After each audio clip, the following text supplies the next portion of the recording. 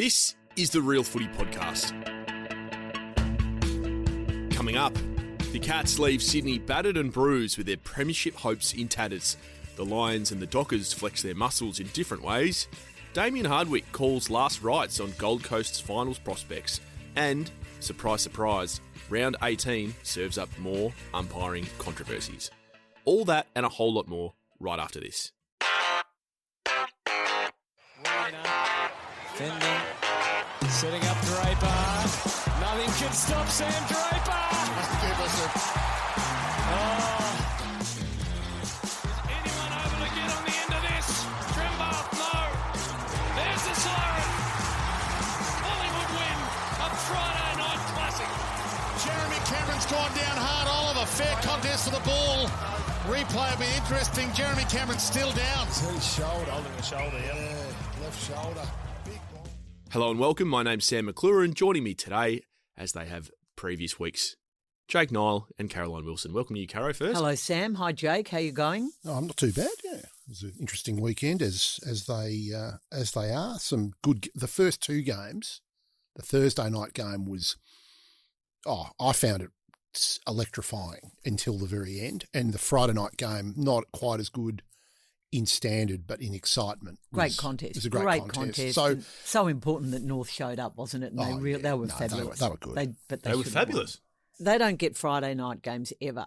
And they were under so much pressure from the AFL, I reckon, to perform, and probably the broadcaster. And they did. So they needed to make a show of it. And look, yeah, they should have won. Or they could have won, and they need to win those games. But I thought it was just crucial that they made a good show of Friday night football.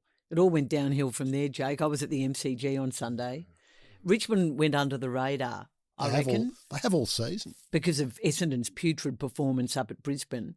Yep. Richmond were terrible on Sunday. I thought they had a crack against a side that might finish top four. Did you? Yeah. Early, couple of early signs. What are your expectations of them, Caro? They're children playing, plus a couple of senior guys who are at the end. I want to, I think we should go over Richmond, but I want to just look at a couple of the positive things that happened. One was that it feels like there's a duel going on between Nick Daicos and Marcus Bontempelli, that you watch one player and you go, he's the best player in the league, and then you watch the other guy. And we're going from the bottom up to the top. Yeah, well, not the top, because their teams we are, not, because they're probably two of the best players in the comp. Well, yeah, and then, yes, on Sunday, Marcus Bontempelli, Pete Ryan wrote well about this. Having this duel with Harley Reid, where you see the future and the present, and that's just. I mean, for all the things that we critique rightly, and the things that are wrong with the game, and this, that, and the other, and the arc's not working, and all these things, the umpiring's stuffed, and all these problems with clubs, and they've got the wrong coach, and whatever. To see those two players go head to head was great.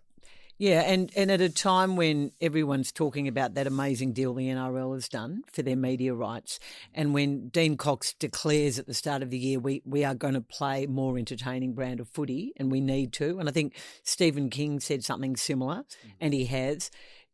This is about. There's going to. I know it's not all about money. I know these guys are highly competitive and it's sport, but it's also entertainment. And the AFL needs to get a better deal next time around, and I think they probably will. But it's going to be because of Nick Daicos. It's going to be because of Marcus Bontempelli. It's going to be because of Harley Reid, and not bad umpiring or wet grounds or all the other stuff, the fixture. In the end, there is a reason why they deserve so much of the pie. The players. Absolutely. Because Harley Reid, sorry? Do they get enough of it currently? What, at 31.7%? And they'll get more at the end of next year because, they're tied to the game's assets, and I think the game will do better than they predicted, as what happened last time. Lee Matthews thinks they don't get nearly enough. Yeah. He thinks they deserve more than half. Yep.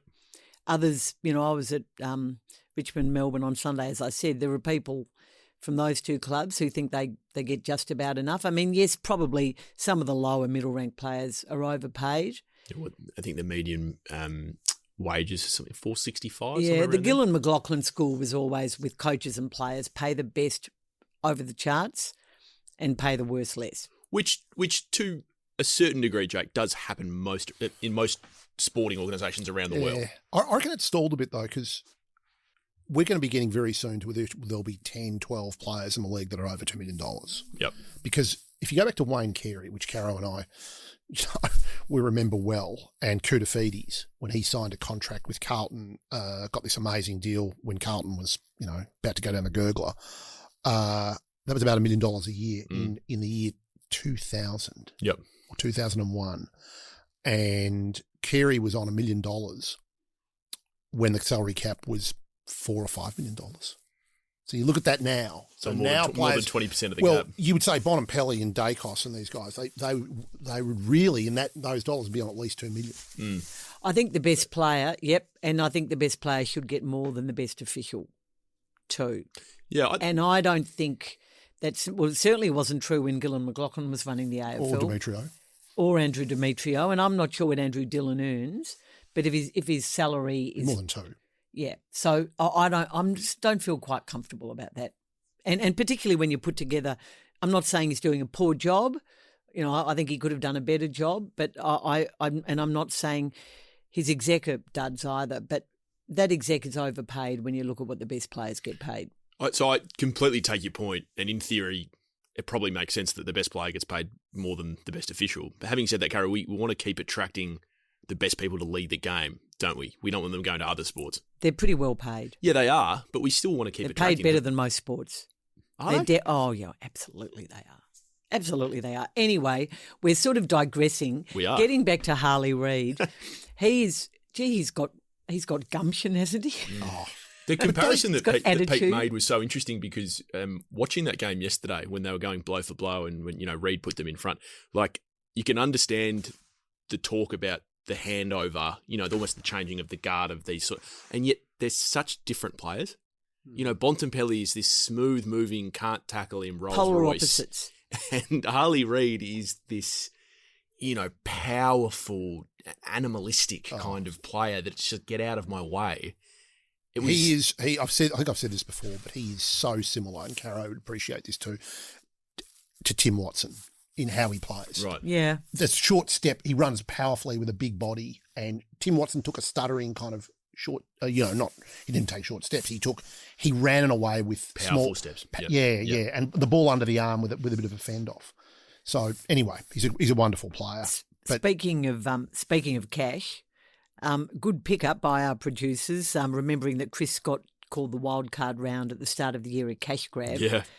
Now it looks like it might be, they've got a soft run home, Geelong, but the cash grab could be a good thing for Chris Scott's Geelong because you wouldn't want to play Geelong, and they'll have to play at the MCG if they play a Victorian team and they finish wherever they finish. But, yeah, it could be there's the ominous for the NFL game. opposition. There's the NFL game that weekend, isn't there? Isn't there? If Geelong qualified for not wildcard round. The second week. I think. Yeah, not wildcard round. Wildcard round is the last weekend of August, and there's no NFL game then. Okay, that's comes a bit later. So there's a lot of different questions with Geelong, Caro. Because a lot of people want to write them off, and fair enough. They haven't been in good form. They've lost 5 of their last 6. They lose Jeremy Cameron with this terrible collarbone injury. I wonder if the bigger question, and Pete again wrote about this, there are issues in the ruck. I know that they've been so good without a full-time ruckman for a long time now, but it was just so evident on the weekend, particularly late against the Giants. Well, it's going to be fascinating this weekend at the Cattery when Rowan Marshall, I was going to say Conrad Marshall, when Rowan Marshall goes to the club and takes on the club where he wanted to go at the end of last year, and Ross and the team wouldn't trade him. Yeah. And he could be the difference. I think I'd still be tipping Geelong at their home ground this weekend against the Saints. But how much better would they be with Rowan Marshall in the team? And how brilliant has Rowan Marshall been this year at St Kilda, given all the obstacles that happened? Another player coming in on probably double his money, wanting to go, not being traded. Apparently, his attitude has just been sublime, Jake. Credit to him. And I have to, whatever St Kilda's list management in this period has been contentious, and it's been questioned, and rightly so, with the amount of money they paid to 4 players and the flow, probably more the flow-on effects where you've had to pay Wanganeen Malira $2 million and you've had to pay Wilkie, an extra, I don't know how much, but quite a bit more. After the big offer from the Bulldogs. And now you've got Darcy Wilson. Darcy Wilson's got to be recontracted. So but they're out of the race. It looks like they'll keep him. Yes, but they're out of the race for Neil. Yeah, clearly. not a Which bad Ross thing. Lyon No, but what I mean is that there are flow-on effects of those contracts. I think that's undeniable. The Wanganeen Malira deal of $2 million is a direct consequence of the DeConing contract. I think that's accepted through the industry. Yeah, but also sitting here today, as we sit here sort of mid-July, some of those role players they brought in, I mean, have been pretty successful, haven't they? I think Silvani's been good. Well, I think you'd say Silvani has been probably the best value of the three. Yeah, in my view. But Ryan hasn't. Well, Ryan probably was a few weeks ago when he had back-to-back games of kicking 5. But Silvani's playing a role that's pretty important. Yeah, he's been a good pickup. Whereas DeConning, he was doing okay. He's doing okay. It's the quantum of money that's probably the issue there. Yep. And the effect on the flow-on effects, or the pattern bargaining effects. But back to the game. That is a big game, and St Kilda. Did you agree with Pete Ryan that probably it's not such a bad thing that Jeremy Cameron goes out to pasture for a while? Well, it might force them to rethink how they move the ball forward. I mean, he's been struggling for a while, hasn't he? He hasn't played. If there's it's better to have him not playing and getting over his injuries than playing hurt and not performing. Is that fair? It's pretty dramatic vision. Why was he in a wheelchair? I can't answer that. Yeah, I mean, it was carnage. It was carnage at NG Stadium. Yeah, and they nearly held on. I know. It was. I know. Without sort of saying that I was barracking during the game, I must say, Jake, after looking at the tips and after what Caro said a couple of weeks ago, and Caro tipped GWS and I tipped Geelong, and I was sitting there halfway through the third quarter. They were 39 points up, and I was nearly about to text her saying, "I'm coming." The pipe. the person who often sits in your chair, Michael Gleeson, he tipped the Giants, so he picked up one, and he's down the batting order. He tipped 9. Did he tip 9? He tipped 9. You shouldn't be allowed to tip from overseas. I think that should be outlawed. I would have if I hadn't stupidly gone for Port Adelaide. But look, that was a great win by GWS. Silly tip from you. They're sort of around. And you wouldn't want to play them if they snuck in. No, they should make the wild card round now if results go their way. And Clayton Oliver's been really good for them, Caro. He was extraordinary in that second I know half. he's had, a difficult couple of years on and off the field, and, it's been well documented. But, geez, watching him at his best is... I forgot how much I enjoyed watching him when he was playing that sort of way with Melbourne, the way he moves in and out of stoppage. He's a brilliant footballer. He is, and he's surmounted, his... The record of people who have absences from the game and have off-field problems and who are, under the auspices of the AFL's sort of welfare arm for a period, the record of those players of coming back and performing is not necessarily that good. Can you think of any others? Well, Tyson Stengel. Yeah, Jesse Hogan. Jesse Hogan's come back well, and I think we'll hopefully Jamara will. Yeah, I'm optimistic on Jamara. I hope that he does. Having been up and seen him, I'm barracking for him. They sort of need him. We'll get to the Gold Coast. Don't worry. There's no real signs that he's going to come back this year, though. No, I think it's going to have to happen next year. Can we talk about Essendon? Yes. And you use the word carnage, Caro. It was carnage at the Gabba. Like it was 95 points at 3/4 time. I think they kicked, was it 7 goals in the last? 8. Sorry, 8 goals to 7. It was a very entertaining last quarter once the handbrake came off. But the damage had already been done, and the damage is being done to Dean Solomon. Yeah, look, the comparisons are odious, but the comparison with Carlton, who I thought mishandled Michael Voss last year, let him go into another year when they didn't back him.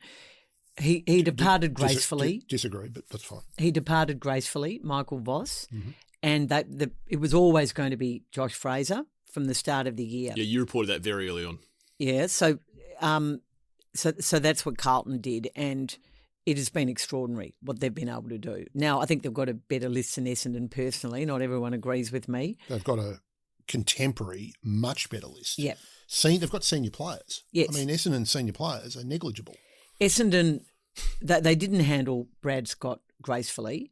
No. It's a massive payout compared with Michael Voss.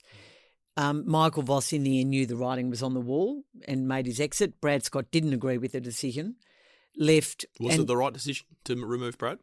No, not at the time that they. I mean, no. So you would have kept him until the end of the year? I would have. Yeah. I rarely believe in mid-season sackings or departures, but there are times when it's sort of justified. And in the end, Michael Voss, as I said, he didn't come into this year with their full support, so I agree. It was always going to be tough. Brad Scott, certainly not when they did. I mean, was it early May? Or no, late May that they sacked him. Now, that is way too early. Way too early. And the way they did it, taking Solomon, who hasn't really coached much in recent years, not at AFL level, at any level, only at, more lower down. He'd been on the board 8 months prior. He'd been on the board. They took him off the board, put him into the coaching panel. It looked like he was a double agent. Now, I'm sure Dean Solomon's a lovely bloke. Yep. I'm sure he would have felt uncomfortable in that role, but suddenly he's a senior coach. And, people are saying that he's a chance to get the job. I mean, it was just insane. He couldn't be now.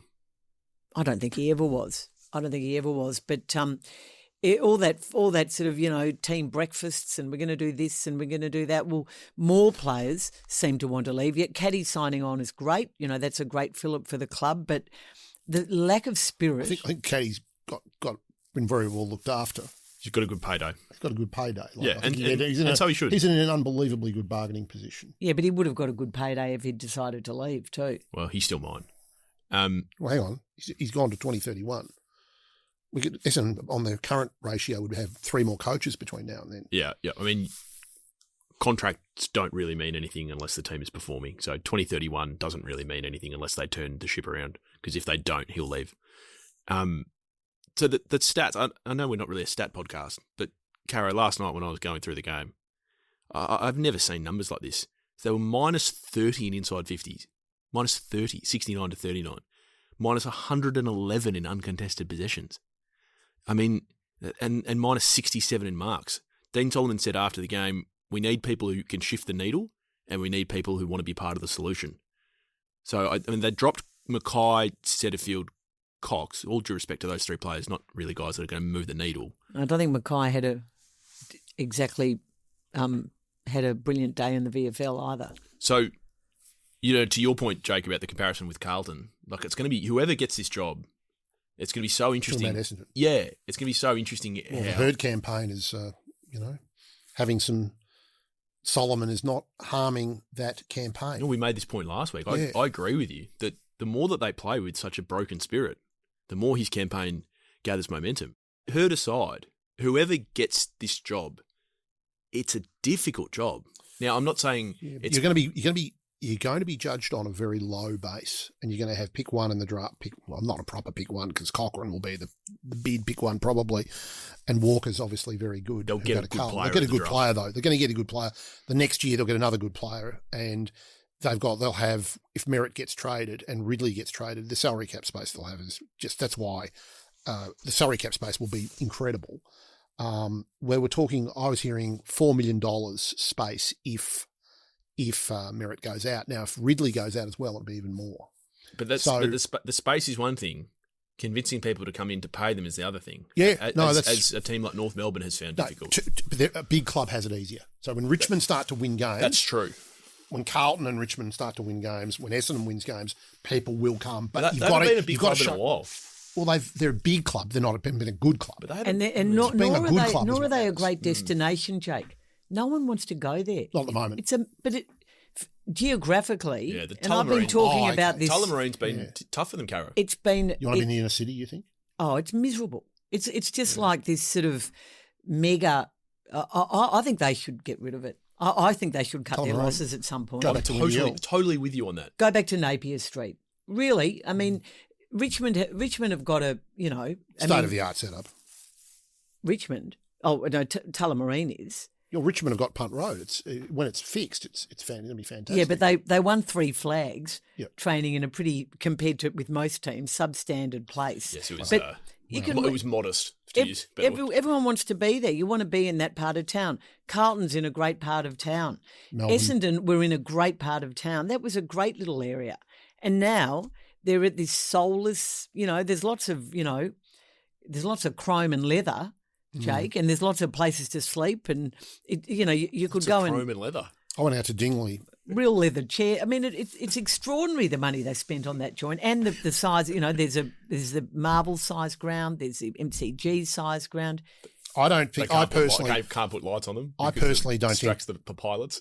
It's a terrible I place. personally don't think that will be a problem when they start winning games. But we're still waiting, and we'll be waiting a couple more years. Whoever coaches. So many bad off-field decisions, though. The deal with Marvel all those years ago, when it was once called Telstra Dome, as it turned out, only the Bulldogs have won a flag as a Marvel. Essendon the first year.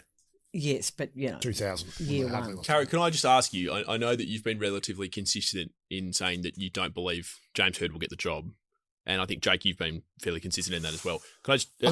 I said unlikely. Yeah. And I must admit, I would be wavering on the percentages of that. So that was a good lead in. Yeah. Just as a yes or no answer, as we sit here today versus say a month ago, do you think it's become more likely? No. Okay. Yes, but not. I think it's still. So you think it's still unlikely? Well, I still think it's less likely than likely. But I think the momentum of the campaign. This is, as I said at the very outset, this is a political campaign. Yeah, and it scored some political with a bit of money thrown in there too, probably. I just, as I keep saying, I don't understand the notion that the worse they get, the more important it is to get James Hird in. Not necessarily the worse they the get, worst. the more important it is to bring in someone who hasn't worked in the AFL system for 12 years. You're not going to get any argument. I think the three of us are all on the same page here. Yeah. The point that I was trying to make, Caro, is that because of the people who are making the decision, the more that they keep playing with such a brokenness, I think it helps the Hird campaign.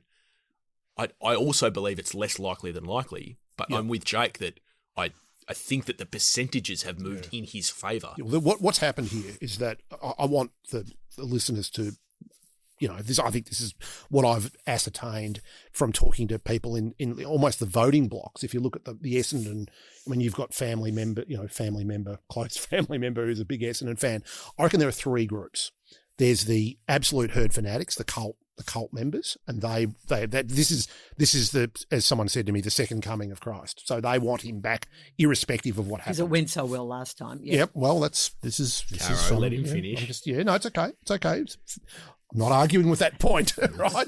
It didn't go well. Let's not have a replay of last week. Everyone thought you had a big fight. I had to calm things down. Yeah, that's one camp. Go on. Then there's a middle group who are the swinging voters, and I think they're persuadable to Hird, but they're also persuadable by what the club tells them. So if the club says this is not a good idea, we're not doing this, they'll be persuadable. They're the swinging vote, and there's among them there is this almost air of resignation among some of them, Caro, saying, "Oh, they might as well do it. Oh, it's the might as well." There's a lot. Have you noticed that, Sam? Yes. There's quite a bit. That's quite a big group. Like give it to him and then just get it out of your system. Get it out of your system. The scratch the itch camp. That group is quite big. Ridiculous argument.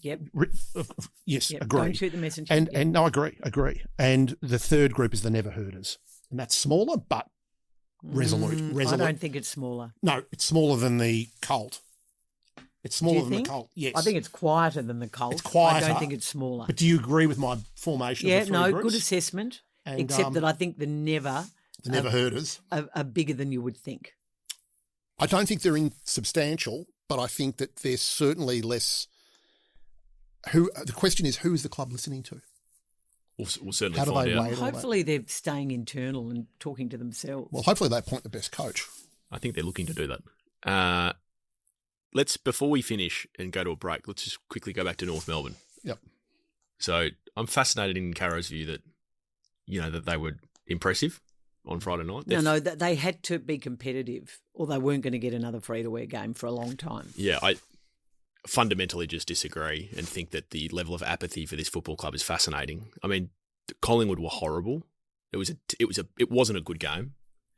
I thought it was a good contest. I thought it was a really good contest. I really enjoyed the game. Yeah, because it was close. It was poor skill level. They transitioned the ball well. I don't agree. If that's the quality of a wild card game, we're all in big trouble. I love watching Cheezel. I obviously love watching Nick Daicos. Strongly disagree. I thought it was a good game, and I thought really. I thought of Yeah, Cherry's I did too. duel. I get into some of these duels. Cherry's duel with Darcy Cameron. Both of them played really well. Nick Larkey had the yips, but Nick Larkey took some fantastic marks and positioned so well. Cheesel's that goal that Cheesel kicked and the goal that Spargo kicked when they were almost the game was slipping away from them, and then the Nick Daicos run through the middle in the last quarter. Some of the things he did. It was an exciting finish. I thought it was and Membry kicking that goal. I thought it was exciting. Yeah, I did too. But the problem with North is they can't beat anyone except for Essendon, Richmond and West Coast. And yeah, we talked about this on the pod last week, but I thought we interviewed Sonia Hood on 3AW on Friday, and I thought she was so impressive because she sat there and said, have we improved? Yes. Are we anywhere close to where we want to be? No. And she said, we've got to start beating the teams we're expected to beat, and we've got to start winning a few that we're not expected to. Did she get a bit defensive about the coach's position, or was that strong? I thought she was strong. I mean, I asked her about, if they were looking to re-sign Clarko, and, paraphrasing her here, she basically said, why do we need to recontract someone who's got a contract going into next year? Yep, which I completely agree with. I don't know why clubs blink. Carlton did it with Michael Voss. Adelaide did it with Matthew Nicks. Like, they preach that it garners some sort of stability, which I've never really understood. Well, Essendon did it with Brad Scott. That's right. And Sonia Hood basically said that it's rubbish. We give people contracts and we'll stick to them, but he can go into the last year of his contract. So anyway, the point that I just wanted to make is, if I was the way I will view North Melbourne is the way that Sonia Hood, the president, told us to. And that is, we're nowhere near where we want to be. She also made the point that, which I thought was a bit of a clip for the footy department, that when we leave the state of Victoria, we become a completely different team. And she said that's a problem. So that was a game for me that... Well, they leave Marvel. Isn't their record at Marvel... Marvel's very good, yeah. Very good compared to everywhere else. Yeah, they're 13th on the ladder. They had to win on Friday night. Yeah. I don't think a good performance helped them. They're a team that needs to be judged on wins and losses now. I know we've got to go to a break, but when we opinion. get back, I want to continue the coaching conversation All good. and revisit what Adam Simpson, who's on the Carlton coaching panel, had to say about you over the weekend. Sam? Can't wait for that.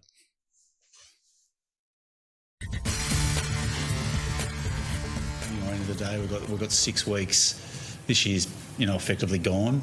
What we've got to do is forge our way forward about what we want ourselves to look like for next year. From my point of view, so the challenge is firmly set there for the playing group. Who we want to be. You can sit there and after tonight's performance, go into your shell, or you can sit there and fight for something. We've got to be better than what we are. Is that you putting a line through you guys to finals? Well, it becomes pretty much mathematically impossible, doesn't it, at this stage, or close, thereabouts? I thought you already went out, but I might have that wrong. Yeah, maybe. The way we're playing, we don't deserve to make it. Welcome back. Fascinating comments from Damien Hardwick. I have a feeling I know what Caro's opinion's going to be on this. He had a shocker. There we are. And he had an on-field shocker. He had an off-field shocker. He had a crack at his midfield. He was that, which he's been doing for a few weeks, in fairness, and they've been getting absolutely... Did he have a bit of a crack at Christian Petrarca? Sort of, maybe kind a veiled swipe? Bit of a veiled swipe. I thought that ridiculous run-in with the fan and this notion that, it's not safe because, It's sorry. sort of not safe, Caro. Oh, come on. No, it happens at Marvel. The only coaches who've had an issue have been Chris Scott and Damien Hardwick. Well, it's 2 of 18. Look, Two of the most hot-headed coaches in the competition. 2 of also the greatest coaches of all time. Not saying they're not, but they need to be better. And in this case, certainly in this case, I mean, Chris Scott, the guy was slightly more antagonistic. This bloke made just a bit of a crack about his coaching. It wasn't even sort of pointed. Why would you engage? So you both have a lot of experience as chief footy writers. There's just the notion of a coach with this much left of the season saying our season is over. Well, that was a word. Can I just get your thoughts on that? I always think it's very intentional when a coach does that. And you don't think it was a dummy spit of the highest order? No, I think You think it was reverse psychology for his players? Possibly. Right.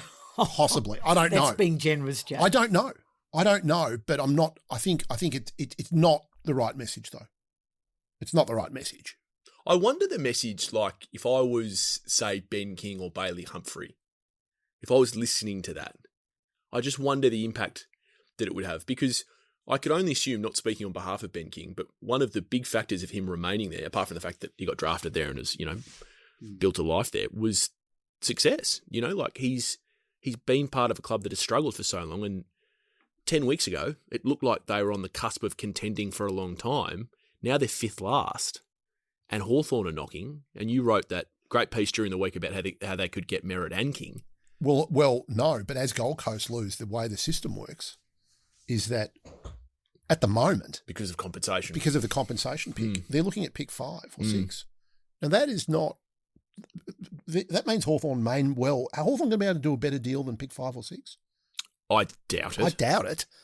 Unless there's a player involved. Well, Gold Coast might have to source a player. If King decides to go to Hawthorn, Gold Coast may have to source a player from another club and do a trade deal with the picks they've got. Cara, if he leaves. I assume you didn't like it, him ending their season? Oh, look, he's had a bad. Obviously, Gold Coast have had a very poor month or two, and it began in Darwin, where they won, but they were grumpy. They didn't want to be there. They certainly didn't want to be there for 10 days. He lost his wick with a journo over his team manager and the gambling situation. He's on a 6-year contract, earning well over $1 million a year. And I think his chairman and his CEO expect more from a coach than to say that after a game, particularly when you've got wildcard games, particularly when you've made finals once in your entire, dare I say, pretty tragic history, Jake. And where did that quote come from? Sorry, it's John Elliott. Yeah, sorry, that's channeling John Elliott. That's a bit of a worry. Talking about how have those two clubs gone since with Carlton and the Bulldogs? No, well, exactly. No, John Elliott embarrassed himself, and I don't want to embarrass myself, but I think Gold Coast have been so disappointing this year, and I think you can say they traded out role players and they've got a lot of kids and they've had some injuries, but we sit here again. Senior players wanting to leave. We sit here again. Damien Hardwick has lost it. Damien Hardwick, he hasn't had a great, career since 2020. Let's face it. He's made the finals twice in that time, and 2022 wasn't too bad. Made the finals and got beaten week 1. Yeah, by a kick to Brisbane after a dodgy decision. But he hasn't had Not that anyone remembers. Not that anyone's holding on to it, Caro. We all remember it. Tom Lynch. No, but I just think, obviously there's a bit of resentment from Richmond people because the rebuild that is looking terrible at the moment, it's been a poor season. It's looking long. Was put back 2 or 3 years because of Damien's attitude and because they gave him the keys. Gee, that's a harsh They did, and it was a wrong decision. Brutal, it's not one person. This is a football club, not a coach but a team. It's a club. He felt that they were good enough to challenge again after 22, and in came Hopper and Taranto. Out went the draft picks. The rebuild was set back by 2 or 3 years. So, and then it didn't work out, and he cracked it halfway through the following season and walked away. So at the time, I was a bit more generous. Look, you've coached 3 flags. Yep, he was it was a brilliant job that he did at Richmond, and he had brilliant people around him. But the way he left, people have every right to be little bit disappointed, particularly because I guess when you coach 3 flags, Sam, you were given more powers than you probably should have. And to your point about... Which is why Carlton are probably going to go for an unproven but impressive assistant coach, because at where they're at the moment, they need to keep running the club. They can't just hand it over to someone like you feel has happened. I'm not saying that Mark Evans isn't running the club and that Craig Cameron isn't running the footy department and Bob East isn't a good chairman, but you feel like Hardwick is given too much leeway, and they need to talk to him and tell him that he shouldn't have said that, and he needs to say to his players, boys, I cracked it. I was in a bad mood. I still think we're in this. I mean, you don't see Adam Kingsley, who's also a hothead, and clearly without the record of Damien Hardwick, you don't see him giving up. And they're in a similar position in terms of win-loss. Yeah, it's an interesting point you make about, like you mentioned, Mark Evans there, Caro. There's probably very few people you'd want as your CEO at this time, given everything that's happening. I mean, Mark Evans kept Clarko under control for a long time at Hawthorn. So I'm sure he'll have no problem in he's done it all before demonstrate. And seen it all before. Yep, and I have full faith that he will. But I hope that someone is having a quiet word to him because it was not a good look on the weekend. Speaking of coaching jobs. What are you smirking at, Jake? No, I'm just listening. Carlton's bubble burst against the Hawks. Has it impacted Josh Fraser or their search for a coach? Jake? Oh, look, it's probably a good thing in a sense for Carlton, because I think that they need to have a pure process that isn't clouded completely by the now. You've got to be assessing the candidates about caretaker coaches can get momentum, and the momentum can sweep aside reason. And Josh Fraser deserves every chance to get a look at this job. But the 7-0 was a bit rubbery when you looked at it a bit closer, in my view. Like the win against Geelong was their best win. How have Geelong gone since? And they got, a pretty lucky win there. And I think the performance against Essendon wasn't that good. And I was at the game against Richmond, and that was not a good performance at all. So I tipped Hawthorn confidently. I think the Fraser game changed to a more higher possession game was not helpful. Yeah, it's become the number one uncontested possession team in the comp. That's right. Yeah. Now, when you play in the wet, you go back to the aforementioned Hardwick, the Richmond style was lean, and a style that's lean, and Sam Mitchell's team adjusted very well. If you look at the numbers in this game, Hawthorn had numbers around the contest, and the fundamentals of a wet game, it was very wet. No, just clean. Well, they've got more skills. They've got better skills. Super clean. They're a better team. Yeah, much better team. So Adam Simpson on SEN on the weekend said that nothing had leaked out of the Carlton coaching process. He's very proud of that.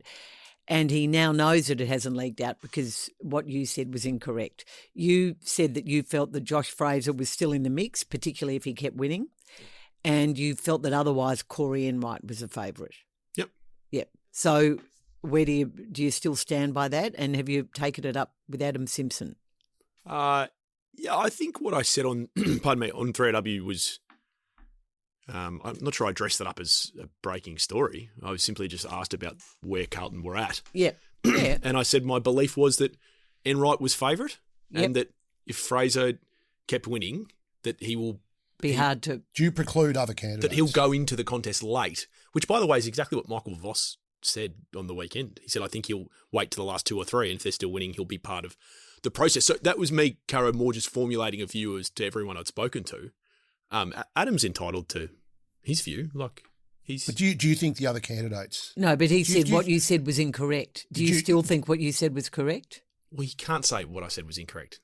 Do you think the other candidates? Do you think that Gian Siracusa, etc., James Kelly, Hayden Skipworth, the others, Jamie Skipworth, who Graham. had a coffee with Righty the other day, I gather. Jamie Graham? You gather, or Yes. I think Righty's got to be first-hand knowledge. Righty should start to pick less public cafes for these coffees. I don't think there was any concern. You haven't about answered being my so- question. What Did was you the take question? it up with Adam Simpson? I've spoken to Adam over the weekend. Yep. And That'll remain between us. so did he still say to you that what you said was wrong? That will remain between us. I've got huge respect for Adam, and I think he's been really good in the media since he's left coaching. Oh, okay. Well, I just think if you still believe that Corey Enright is the favourite, Yeah, I do. then you should have But do you think the others are the out of it? opportunity to defend I'm not- yourself. I don't feel the need to defend myself, Caro. Like, you're the one person that taught me the only people that matter are your readers and your editor. So, I'm just doing my job. Do you and think the others? He's entitled to disagree. He said he's part of the selection panel, is he not? Yep. Yeah. So, Do you think the others are out of it? Do you think Gian Siracusa? No, I don't think they're out of it. But So that's all I'm asking. What I would say, Yep. is my feeling, having spoken to a fair amount of people in and around this process, is that Corey Enright and Jamie Graham are well ahead as far as how they're viewed of the others. That's not to say that the others won't present really well and do a Stephen King and blow everyone off the page and get the job. And if Josh Fraser, if they beat Collingwood this weekend and they keep winning and they make the 10, he will enter the process late. Now, That's pretty obvious. that's pretty clear to me. Yep. If people want to disagree with that, they're absolutely allowed The to. point about Fraser, my understanding is the same on the Fraser issue. Right. On the other things, I don't know. So we spoke to Ross Lyon about Corey Enright on Saturday on 3AW, Yep. and Ross said, look, he's been totally open and honest with me. I will drive him to his next interview if he wants me to. I would be absolutely wrapped if he got the job, blah, blah, blah. So he's very comfortable with what's going on. Are Fremantle similarly comfortable with their senior assistant, Jamie Graham, going through this process, and has it been as open and honest? That's a question that you should have to Fremantle and Jamie Graham. But Jamie has been well touted and have been involved in other processes for a long time, but he's also made it very clear to other clubs that he would prefer to remain in Perth for family reasons. Graham Wright's been a fan of his for a long time, Caro, and they've remained in communication. I think that there was a catch-up between Jamie and some Carlton people during gather round. I don't think it was anything formal, but I think, coming back to my original point, I think there was a catch-up in gather round when Michael Voss was still senior coach. I think that Jamie spoke to Carlton people at gather round. Graham Wright? You'd have to ask Carlton and you'd have to ask Fremantle, but I don't think Fremantle knew about it. And were they thrilled about it when they found out? Again, I think you'd have to ask Fremantle. I think he's being a bit evasive, Jake, don't you? You think? Yeah. Well, we'll see. We'll all find out, in due course which way they go. And it's one thing about Carlton, though, that I think is a real positive is that